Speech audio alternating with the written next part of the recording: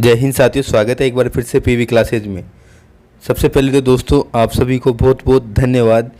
दोस्तों धन्यवाद तो बहुत कम है, मेरे पास बोलने के लिए शब्द नहीं है कि आज हमारा यूट्यूब परिवार 4K का कंप्लीट हो चुका है और साथ में 1 मिलियन के लगभग हमारे टोटल व्यूज़ हो चुके हैं।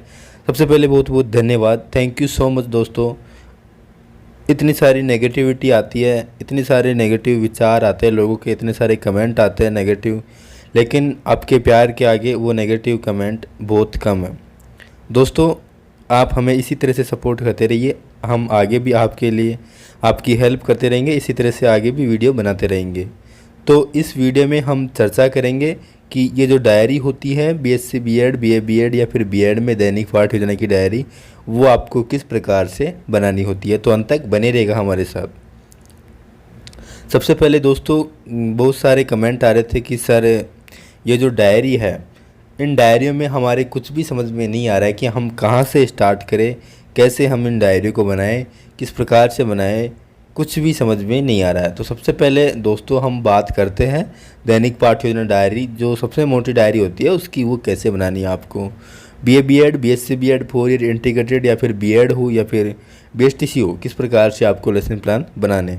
सबसे पहले आपको वर्ष लिखना है, जो भी आपका सत्र है, जो भी आपका बीएड का जो सत्र है, और प्रथम वर्ष है तो प्रथम वर्ष को टिक करना है, अगर द्वितीय वर्ष है तो द्वितीय वर्ष को टिक करना है। इसके बाद सत्र लिखना है और छात्र अध्यापक छात्रा अध्यापिका का नाम जो भी है, पिता का नाम जो भी है, और शिक्षण विषय है जो भी आप टीचिंग सब्जेक्ट लेते हो, जिस टीचिंग सब्जेक्ट के आप लेसन प्लान बनाओगे वही विषय यहाँ पे लिखनी है। जैसे आपने जीव विज्ञान लिया तो यहाँ पे जीव विज्ञान ही लिखना है। गणित आपका टीचिंग सब्जेक्ट है तो गणित ही लिखना है। भूगोल आपका टीचिंग सब्जेक्ट है तो भूगोल ही लिखना है। प्रकरण में कुछ भी नहीं लिखना है। वर्ग आप साइंस से है तो साइंस लिखना है, आर्ट्स से तो आर्ट लिखना है, कॉमर्स से है तो कॉमर्स लिखना है। इसके बाद शिक्षक विद्यालय का नाम, जो भी विद्यालय आपको इंटर्नशिप में मिला है उस विद्यालय का नाम यहाँ पे लिखना है। इसके बाद दोस्तों आपकी ये जो दैनिक पाठ योजना की डायरी होती है, इसमें खाली पेज इस प्रकार से दिए होते हैं। सबसे पहले तो फॉर्मेट भी दिया होता है, उसी फॉर्मेट के अकॉर्डिंग आपको लेसन प्लान बनाने होते हैं और ये फॉर्मेट आपको फिर आगे खुद से बनाने होते हैं। तो सबसे पहले हम देखते हैं दैनिक पाठ योजना नंबर है 17, ये किस प्रकार से बनाएं। दोस्तों हमने एक चीज़ और बता दूं मैं दोस्तों, सभी विषयों की पीडीएफ आपको टेलीग्राम चैनल पर मिल जाएगी, और अगर टेलीग्राम नहीं है तो आपको प्लेलिस्ट में मिल जाएंगी सभी विषयों के वीडियो, सभी मैथ के, ज्योग्राफी के और बायो के जो भी है सब्जेक्ट आपके, उनके प्लेलिस्ट बनी हुई है। प्लेलिस्ट में आपको सारे वीडियो मिल जाएंगे, माइक्रो टीचिंग की डायरी के या फिर अवलोकन डायरी के, सभी जो भी डायरी है सभी डायरी के वीडियो मिल जाएंगे। एक बार प्लेलिस्ट में जाकर ज़रूर चेक करें और हमारे टेलीग्राम चैनल को भी ज्वाइन कर लिए दोस्तों। टेलीग्राम चैनल पे क्या है, आपको पीडीएफ मिल जाती है और वहाँ पे शिक्षक भर्ती संबंधित न्यूज़, नोट्स, जो भी सारी चीज़ें वगैरह वगैरह वीडियो है वो सारे वहाँ पे टेलीग्राम चैनल पे मिल जाते हैं। तो टेलीग्राम चैनल ज्वाइन कर लीजिएगा, जिसके लिंक डिस्क्रिप्शन में दी हुई होगी। अगर आपको फिर भी अगर कोई समस्या आती है तो आप हमें इंस्टाग्राम पर फॉलो करके मैसेज कर सकते हैं। विद्यालय का नाम, सबसे पहले विद्यालय का नाम लिखना है जो भी इंटर्नशिप में मिला है, दिनांक लिखनी है, कक्षा लिखनी है, कालांश लिखनी है, विषय लिखनी है, इसके बाद प्रकरण, इसके बाद समयावधि। कक्षा है 7, कालांश से सेकंड, विषय है जीव विज्ञान, प्रकरण है खाद्य परिरक्षण, समयावधि 30 से 40 मिनट तक रहती है। शिक्षण उद्देश्य अपेक्षित व्यवहारगत परिवर्तन। ज्ञानात्मक, छात्र खाद्य परिरक्षण का प्रत्यास्मरण कर सकेंगे, छात्र खाद्य परिरक्षण का प्रत्याभिज्ञान कर सकेंगे। अवबोध, छात्र खाद्य परिरक्षण की व्याख्या कर सकेंगे, छात्र खाद्य परिरक्षण के महत्व को समझ सकेंगे। ज्ञानोपयोग, छात्र खाद्य परिरक्षण से संबंधित ज्ञान का प्रयोग उच्च अध्ययन में कर सकेंगे, छात्र खाद्य परिरक्षण से प्राप्त ज्ञान का दैनिक जीवन की नवीन परिस्थितियों में उपयोग कर सकेंगे। कौशल, छात्र खाद्य परिरक्षण की जानकारी प्राप्त कर सकेंगे, छात्र खाद्य परिरक्षण की विधियों को चार्ट द्वारा प्रदर्शित कर सकेंगे। अभिरुचि, खाद्य परिरक्षण के विषय में जानने में रुचि ले सकेंगे, छात्र खाद्य परिरक्षण के विषय में विचार विमर्श करने में रुचि ले सकेंगे। अभिवृत्ति, छात्र खाद्य परिरक्षण के प्रति सकारात्मक दृष्टिकोण उत्पन्न कर सकेंगे। इसके बाद दोस्तों सहायक सामग्री, सहायक सामग्री में आपको क्या क्या लेते हैं, जैसे चौक है, रंगीन चौक, डस्टर, लपेट फलक, संकेतक आदि। पूर्व ज्ञान, विद्यार्थी खाद्य परिरक्षण के बारे में सामान्य जानकारी रखते हैं। प्रस्तावना प्रश्न करने होते हैं, 4 से 5 क्वेश्चन करने होते हैं।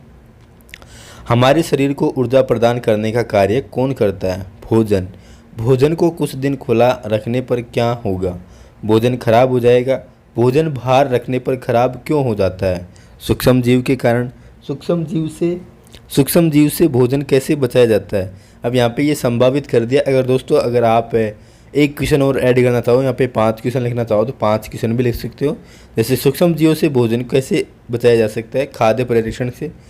खाद्य परिरक्षण के बारे में आप क्या जानते हैं? लेकिन छोटे बच्चे नहीं बता पाते हैं कि सूक्ष्म जीवों से भोजन को कैसे बचाया जा सकता है, इसलिए यहीं पे आप संभावित कर सकते हो। इसके बाद उद्देश्य कथन। अच्छा तो बच्चों आज हम खाद्य परिरक्षण का विस्तार पूर्वक अध्ययन करेंगे। अब यहाँ से प्रस्तुतिकरण स्टार्ट हो जाता है। शिक्षण बिंदु, छात्र अध्यापक क्रियाएं, छात्र क्रियाएं, विधि प्रविधि और श्याम प्रसार, इस तरह से ये 5 कॉलम होते हैं। विकासात्मक प्रश्न। सबसे पहले आपको 3 विकासात्मक प्रश्न करने हैं। घरों में शीतलन हेतु कौन सी युक्ति काम में ली जाती है? फ्रिज। फ्रिज में वस्तु ठंडी क्यों हो जाती है? कम तापमान के कारण। फ्रिज से कम तापमान क्यों रखा जाता है? फ्रिज में कम तापमान क्यों रखा जाता है? ये हो गया संभावित। विधि प्रविधि होगी प्रश्नोत्तर विधि। इसके बाद पहला है शिक्षण बिंदु शीतलन। छात्र अध्यापक कथन।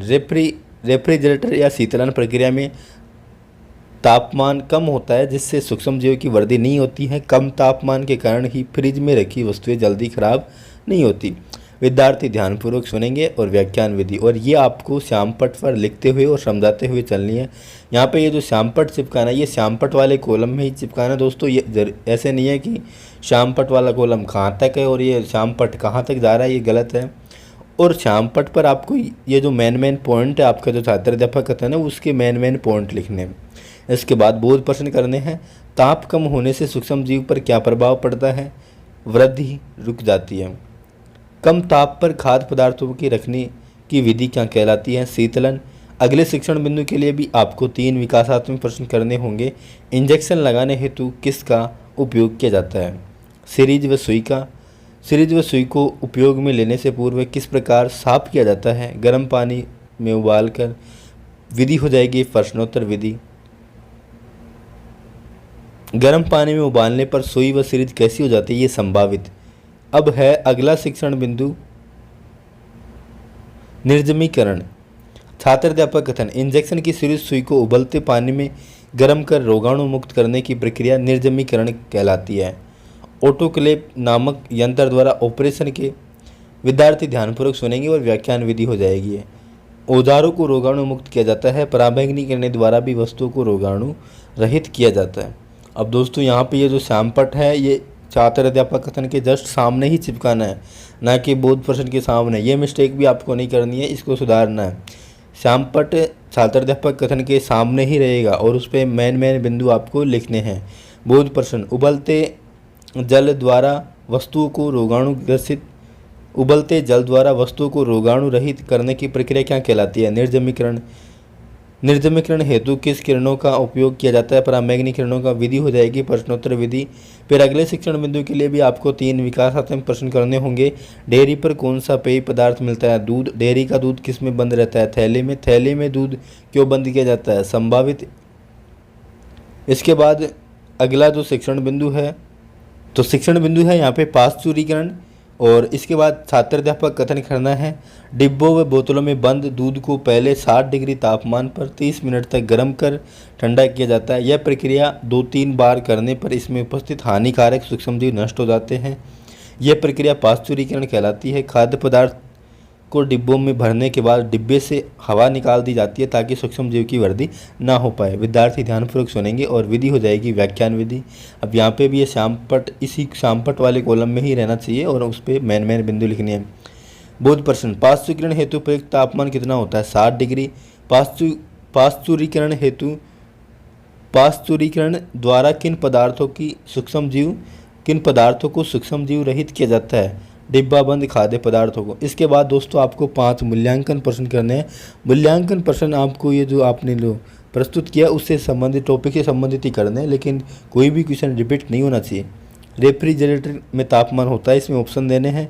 कम ताप पर खाद्य पदार्थों को रखने की विधि खालिस्तान कहलाती है, शीतलन या ऊर्ध्वपातन। सीरीज को गर्म पानी से धोने पर रोगाणु मुक्त हो जाती है, सत्य या असत्य है? शीतलन किसे कहते हैं? शीतलन हेतु किसका उपयोग किया जाता है? गृह कार्य के लिए भी आपको एक क्वेश्चन देना है बच्चों को, पाश्चुरीकरण की प्रक्रिया समझाइए। इसके बाद यहाँ पे परिवीक्षण पृष्ठ बनता है। यहाँ पे क्रम संख्या, दिनांक, कक्षा, विषय, प्रकरण, कक्षा विषय अध्यापक के हस्ताक्षर एवं टिप्पणी आती है। यहाँ पे जब आप लेसन प्लान प्रस्तुत कर रहे होंगे स्कूल में, तब आपकी अवलोकन करेंगे कक्षा के जो विषय अध्यापक है या फिर जो भी प्रधान अध्यापक है, तो वो अवलोकन करेंगे और यहाँ पे टिप्पणी डालेंगे आपके, और यहाँ पे लिखेंगे किस दिनांक को प्रस्तुत किया, किस कक्षा में प्रस्तुत किया, किस विषय में और क्या टॉपिक था। तो इस तरह से एक डेली लेसन प्लान कंप्लीट होता है। धन्यवाद। जय हिंद, जय भारत।